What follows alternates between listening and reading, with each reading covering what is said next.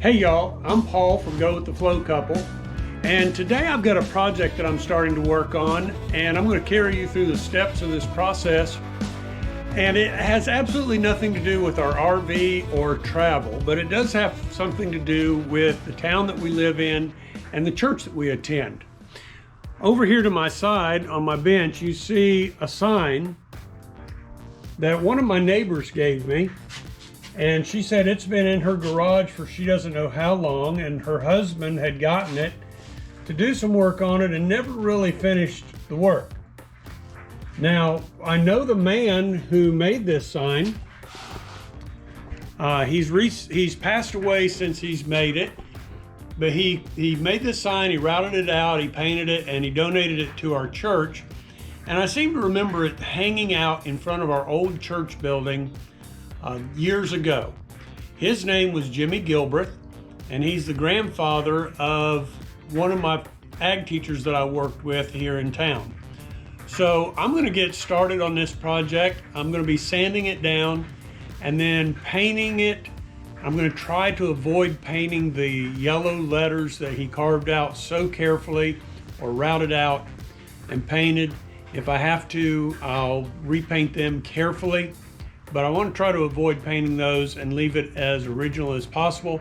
Just want to get rid of the old flaking paint and sand it down so it'll take a good coat of paint again on the outside.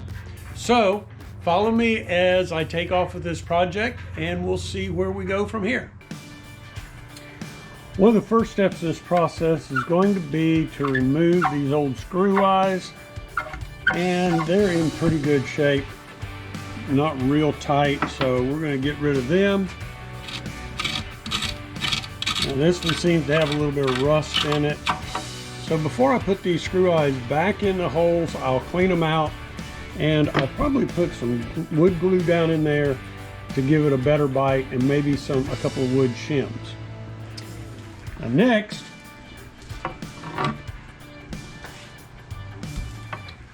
we'll get my this sander, and we're going to go over the edges. We're going to go over the face on both sides.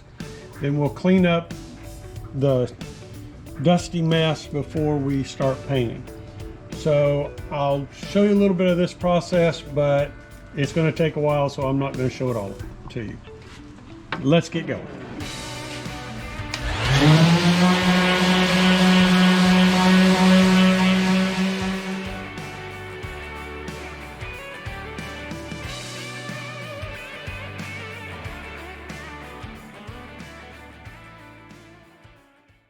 Okay, so now that the sanding is done, we're gonna clean this off.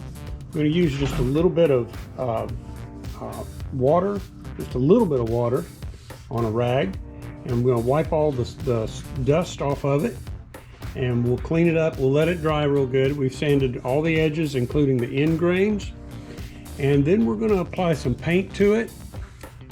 Been trying to decide how we're going to do this, how I want to do this. I'm either going to spray paint it and then come back and fill these letters in, or I might paint in between the letters, but that's going to be quite difficult, and I'll just have to see what we end up doing.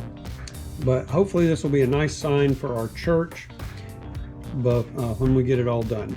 The other thing I'm going to do is where these screw eyes came out, it's been there for quite a while, so I'm going to put some pegs in there, and then I'm going to re-drill, and I'm going to attach these back to it in a different location. So that will make it a little more solid. It used to have pegs on the top and on the bottom. The bottom pegs were so we could hang some bungee cords down to keep it from swinging so much in the breeze.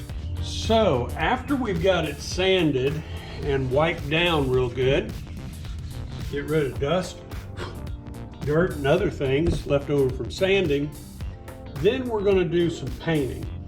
Now, one suggestion I have is if you just have a small project, get color samples.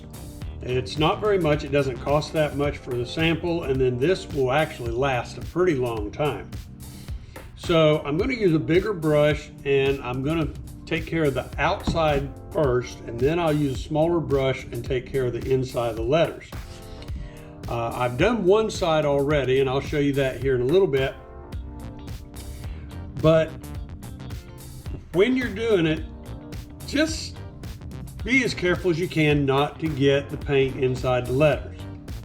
If you do, you can always cover it up later. So, as I said, I'm going to get this paint shook up.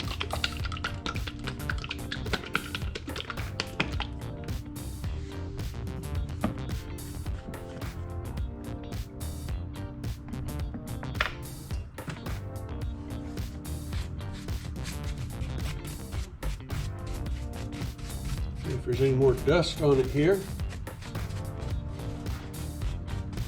especially inside the letters.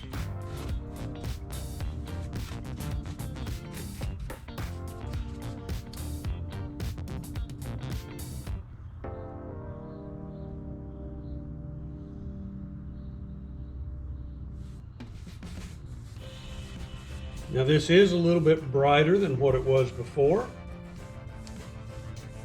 but I think it's going to be okay.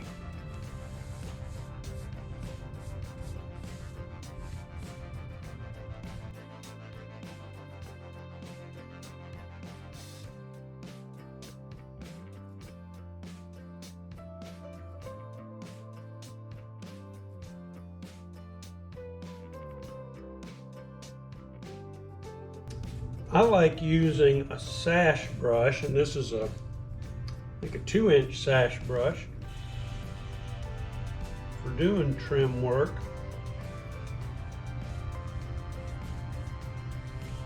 Wide enough that you can get the larger areas,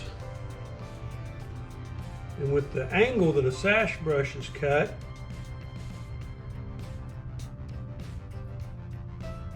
just dab it and get some of the corner edges and the intricate details pretty easily.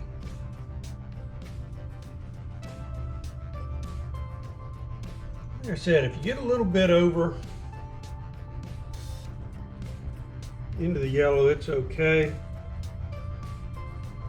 When you come back and paint that, it'll cover it up. The other thing about a nice, fairly stiff sash brush is you can just dab. And as long as you keep the area around it wet, you can go up into it and pick up a little excess paint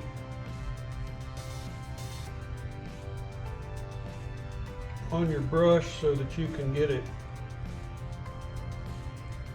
that you can do those dabbing spots and get the little details.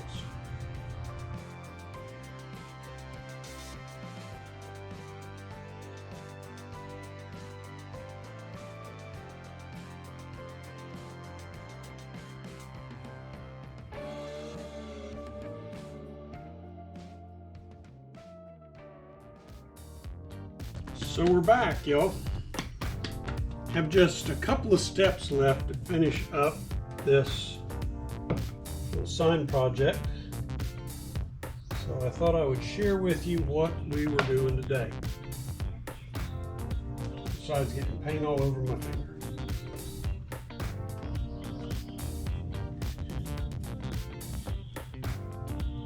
So the last step in this sign, or next to the last step, is to paint the yellow letters.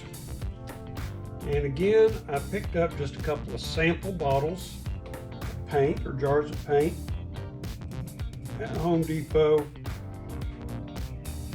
And these letters were done with a router that is probably a V-bit. So because of that, I'm using these little foam brushes. It's a V shape, so it fits in there nicely. Just using a little bit of paint, sticking it down in and bringing it up to the top. But what I can't get with this, I'll come back in a little bit and use a narrow brush like this just to get the details. And if you see, these areas right here are a little bit too small for me to get this foam brush down into. So I'll do these smaller ones with this little detail brush right here. So let's get started.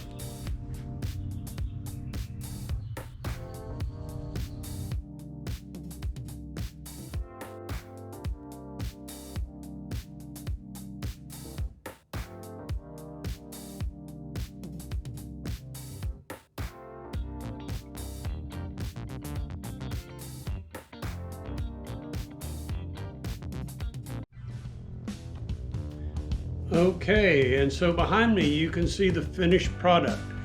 Now there's one more step that I think I'm going to take on this, and that is to get some urethane and cover the whole thing in urethane. And I am also going to put the screw eyes back in the top of it so it can be mounted again in the frame that it came out of once upon a time. So, hope you enjoyed this little project. I'm Paul, and we will see you guys later. Bye, y'all.